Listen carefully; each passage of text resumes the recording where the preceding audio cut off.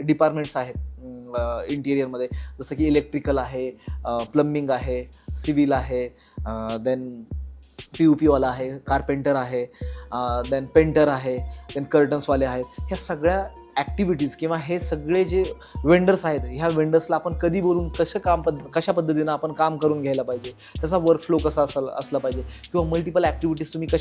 सोबत सुरू करू शकता. आता जसं मी तुम्हाला सांगितलं होतं मागे, की आपला जर प्रोजेक्ट थोडासा लेट रन होत असेल तर त्याला आपण पटकन कंप्लीट कसं करू शकतो, किंवा आपल्याला कंप्लीट करण्यासाठी मल्टिपल ॲक्टिव्हिटीज आपण कोणत्या सोबत करू शकतो, ह्या सगळ्या गोष्टी आम्ही स्टुडंट्सला सांगतो, जेणेकरून कुठेच ते अडणार नाहीत. सो हा डिप्लोमा कोर्स खूप महत्त्वाचा आहे, ज्याच्यामध्ये तुम्हाला प्रॅक्टिकल नॉलेज,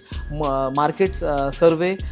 प्रत्येक वेंडरविषयी माहिती, किंवा प्रत्येक वेंडर्स सोबत तुम्ही कशा पद्धतीने डील करायला पाहिजे, त्यांच्यासोबत कसे रेट्स फायनल करायला पाहिजेत, ह्या सगळ्या गोष्टींचा नॉलेज आम्ही त्यांना प्रोव्हाइड करतो सर.